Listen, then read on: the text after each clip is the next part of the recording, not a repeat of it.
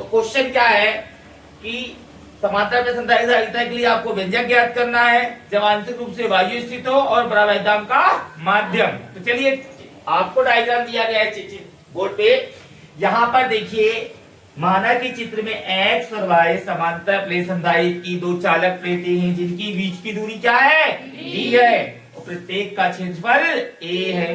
कितना समझ में आ गया?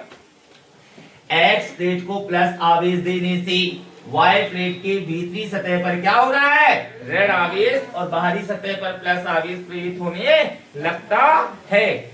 बाहरी सतह को पृथ्वीकरण कर देने से आवेश समाप्त हो जाता है, क्योंकि पृथ्वी का जो विभव होता है वो क्या होता है, शून्य होता है। आई बात समझ? सेम टू सेम जा रहा है नहीं जा रहा? अब हमने क्या किया, फिर पैराग्राफ लिखेंगे कि माना कि चित्र में दोनों प्लेटों के पृष्ठ घनत्व प्लस सिग्मा और माइनस सिग्मा है। तो यहाँ क्या बताते हैं आप लोग कि भैया sigma is equal to Q upon A होता है। होता है कि नहीं होता है? होता है, ठीक है। तो क्या हो जाएगा, अब दोनों प्लेटों के मध्य टी मोटाई, कौन सी मोटाई, टी मोटाई परावैद्युतांक माध्यम के स्थित है, और शेष भाग क्या हो जाएगा भाई, अब टी में तो क्या होगा, टी में तो इतना आ गया, शेष भाग क्या होगा, डी बड़ा है, तो क्या करेंगे, डी माइनस टी।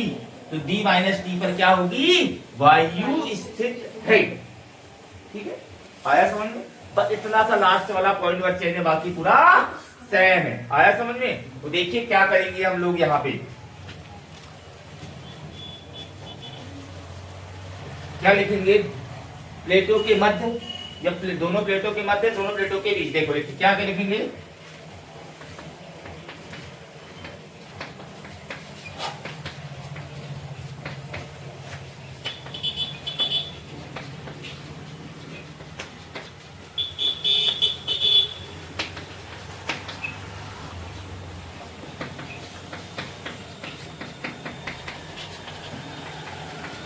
क्या हो जाएगा, विद्युत क्षेत्र की तीव्रता। तो क्या होगी बंधु, E1 बराबर क्या होगा, सिग्मा अपॉन एप्सिलॉन 0। बस ये आएगा क्या, नहीं, क्योंकि ये वायु की बात कर रहा है, तो यहाँ पर सिग्मा अपॉन 2 एप्सिलॉन 0 होगा। ठीक है, यहाँ 2 नहीं आएगा। ठीक वैसे ही क्या हो जाएगा, लिखेंगे दोनों प्लेटों के मध्य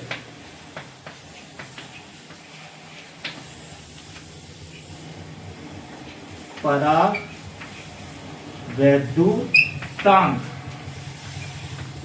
माध्यम में स्थित बिंदु पर क्या हो जाएगा, विद्युत क्षेत्र की तीव्रता। क्या हो जाएगा यहाँ पे तीव्रता भैया, E2 इक्वल टू क्या होगा, सिग्मा अपॉन एप्सिलॉन 0 के। हो गया, इतना समझ में आ गया। देखो हमने क्या निकाला कि दोनों प्लेटों के मध्य वायु में स्थित बिंदु पर विद्युत क्षेत्र की तीव्रता E1 बराबर क्या होता है, सिग्मा अपॉन एप्सिलॉन 0। दोनों प्लेटों के मध्य परावैद्युतांक माध्यम में स्थित बिंदु पर विद्युत क्षेत्र की तीव्रता E2 बराबर क्या हो जाएगा, सिग्मा अपॉन एप्सिलॉन 0 पर क्या आएगा, A। क्या यहाँ पर परिणामी तीव्रता लिख लेगी, नहीं, तो क्या निकालेंगे बंधु, दोनों प्लेटों के मध्य विभवांतर। चलिए दोनों प्लेटों के मध्य विभवांतर निकालते हैं। लिखेंगे दोनों प्लेटों के मध्य क्या हो जाएगा, विभवांतर। अब देखिए आपका विभवांतर वाला सूत्र पहले वाला क्या था कि B बराबर E इंटू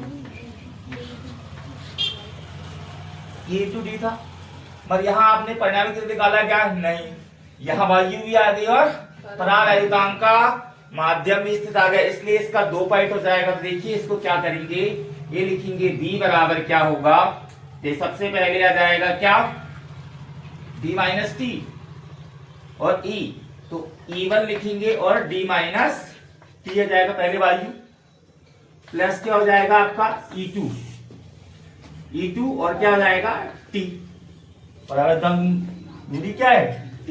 बस हो गया, खत्म काम हमारा। अब क्या करेंगे, यहाँ पर उठा के सीधा हमको क्या करना है, मान लिख दो। क्या लिख दो, E1 E2 के मान रख दें। इतना समझ में आ गया। E1 का मान क्या आया, सिग्मा अपॉन सिग्मा अपॉन क्या होता है एप्सिलॉन जीरो, कोष्टक के अंदर डी माइनस टी सेम रहे दो, प्लस इसका मान क्या आ जाए सिग्मा अपॉन एप्सिलॉन जीरो के इंटू टी। सबसे पहले रख दीजिए, रख दिया इतना, समझ में आया इतना। अब क्या करना है, अंश बटे हर और अंश बटे हर आ गया प्लस, ठीक है। यहाँ पर सबसे पहले हमको क्या देखने के लिए कहा था मैंने कि सबसे पहले जो कॉमन निकलता है उसे निकालो, उसके बाद प्रोसेस करेंगे जो भी होगा। तो हमको लिखते समय दिख गया sigma upon epsilon zero, sigma upon epsilon zero, इसको बाहर निकाल दो, सवाल ऑलरेडी इजी हो जाएगा, होगा नहीं होगा। तो हम इसको निकाल देते हैं बंधु, क्या हो जाएगा सिग्मा अपॉन एप्सिलॉन जीरो निकाल दिया, कोष्टक के अंदर बचेगा, देखो बड़ा कोष्टक लगाना पड़ेगा कि छोटा कोष्टक पहले से मौजूद है, तो डी माइनस टी प्लस क्या होगा टी अपॉन कक्का, ठीक है। इधर कुछ नहीं करना, बाहरी बस करना, इधर कोई प्रॉब्लम नहीं करना आपको। तो क्या करेंगे, सिग्मा की वैल्यू क्या आती है Q upon A epsilon zero, यहीं पर कर दीजिए डी माइनस टी प्लस क्या होगा टी अपॉन कक्का मतलब के, हो गया। इससे आगे जा पाएंगे क्या, नहीं। यहाँ प्रोसेस करते हैं पर यहाँ प्रोसेस नहीं करना चाहिए, वायु है मुझे परावैता मात्र, इसको छिड़कानी बिल्कुल नहीं करना है। तो नेक्स्ट स्टेप क्या आता है, संधारित्र की, चले संधारित्र की धारिता, तो क्या होता है C बराबर Q अपॉन V, ये होता है।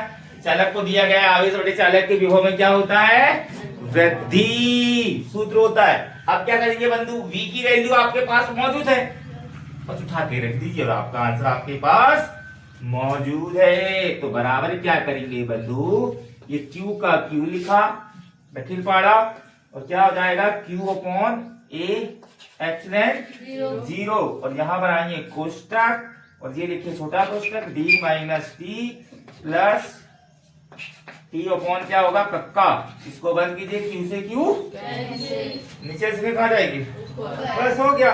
तो बराबर क्या हो जाएगा A एप्सिलॉन जीरो अपॉन क्या होगा D minus T plus T upon क्या हो जाएगा K।